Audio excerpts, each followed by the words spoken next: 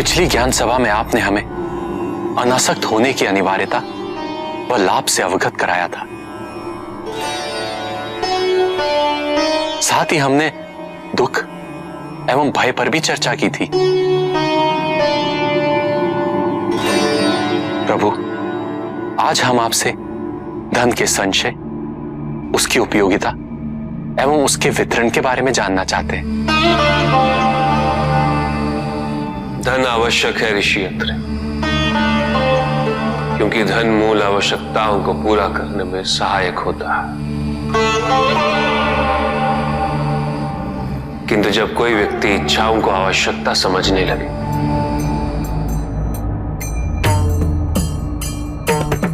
तो धन कितना ही क्यों ना पर्याप्त नहीं होता, क्योंकि इच्छाएं अंतहीन है। इसलिए मनुष्य कभी ना समाप्त होने वाली इच्छाओं की पूर्ति हेतु धन संचय को ही अपने जीवन का लक्ष्य समझ लेता है।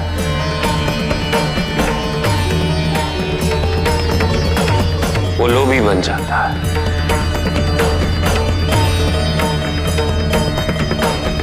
वो भूल जाता है कि उसके जीवन का मुख्य लक्ष्य ईश्वर के समीप आना है।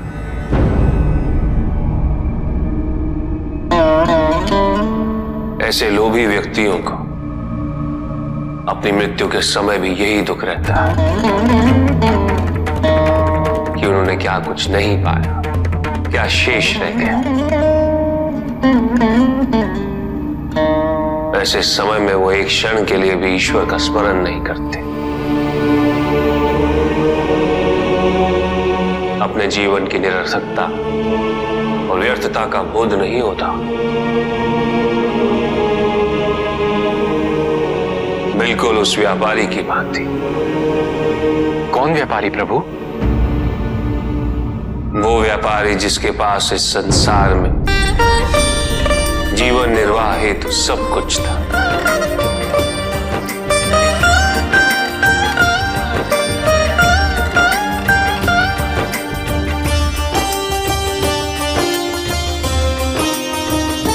उसके पास घर था, छोटा था किंतु उसके परिवार के लिए पर्याप्त था। उसके छोटे से परिवार की आवश्यकताओं को पूरा करने हेतु भोजन और धन की भी कोई कमी नहीं थी। किंतु व्यापारी सदैव और धन संपत्ति संचय करने की चिंता में डूबा रहता था। सब कुछ होते हुए भी वो सुखी नहीं था, क्योंकि वो यही सोचता रहता था कि उसके पास क्या क्या नहीं। एक दिन किसी ने उसे बताया कि नारायण के वरदान से सब कुछ मिल सकता है। धन के लोभ में वो नारायण की तपस्या करने निकल पड़ा। ओम वैष्णवे नमः।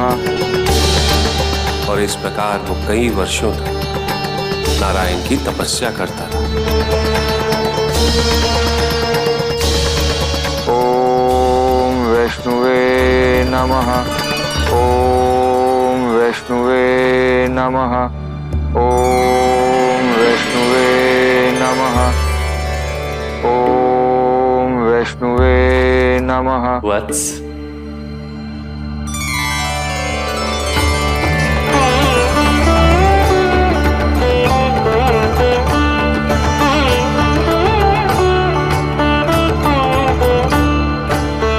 प्रणाम प्रभु।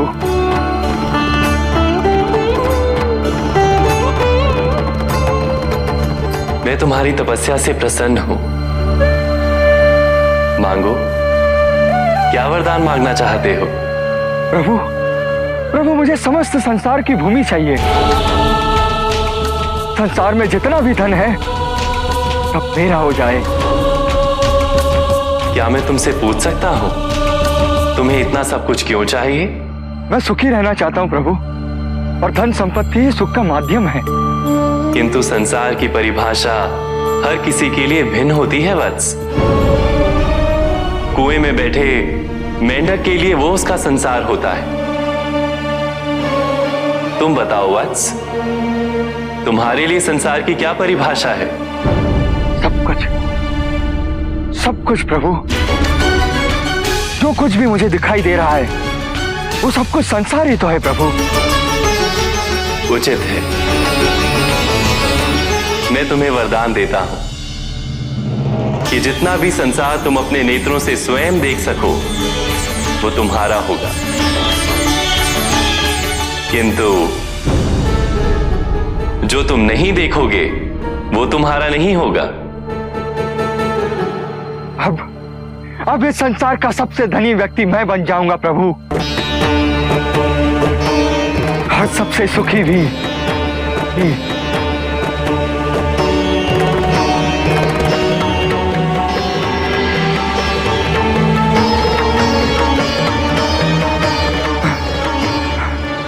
सब मेरा, ये सब भी मेरा। उसने सोचा यदि वो दौड़ के समस्त संसार को देख ले तो वरदान अनुसार सब उसका हो जाए। यहां से वहां, वहां से यहां, वो चारों दिशाओं में भागने लगा।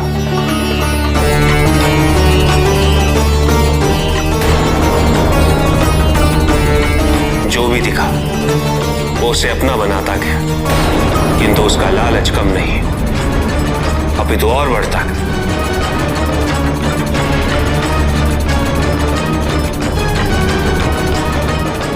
निरंतर भागते रहने के कारण शीघ्र उसका शरीर उसका साथ देने में असमर्थ हो गया।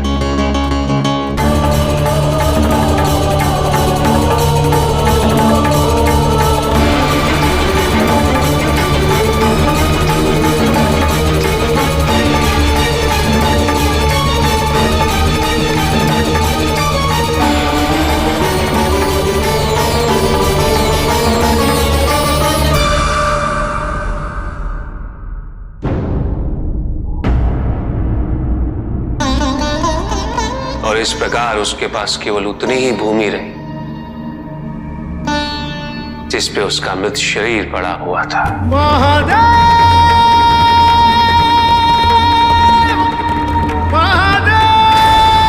अकेला। उसके पास उसके परिवार का सुख भी था, किंतु उसने उसका आनंद नहीं उठाया।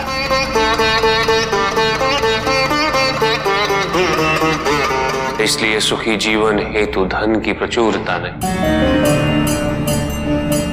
अपितु अपनी इच्छा और आवश्यकता में अंतर समझना अनिवार्य है। किंतु प्रभु, जो पहले से ही धनी हो उसे क्या करना चाहिए? धन चाहे कितना भी हो ऋषियत्र, मूल आवश्यकताएं तो केवल उतनी ही। तन ढकने के लिए वस्त्र, पेट भरने के लिए आहार और शरण के लिए भवन। इन आवश्यकताओं के पूर्ण होने के पश्चात जो भी है वो इच्छा है। धनी व्यक्ति के पास जो भी अतिरिक्त धन होता है वो उसे दान करना चाहिए, उनके उद्धार के लिए जो अपनी मूल आवश्यकताओं को पूरा नहीं कर सकते।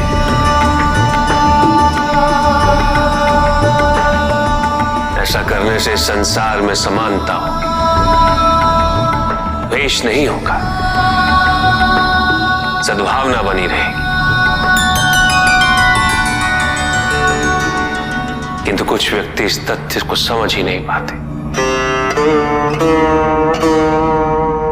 उन्हें अपने एकत्रित किए हुए धन से इतना मोह हो जाता है कि वो उसका एक अंश भी किसी और को नहीं देना चाहते।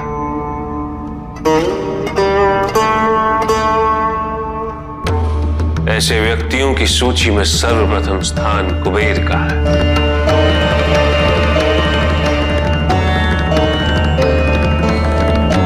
इस संसार में सबसे अधिक धन बोलकर अपने पास संचित धन का उपयोग करना सीखना होगा। उसे यह समझना होगा कि उसका यह अतिरिक्त धन इस संसार के हित के लिए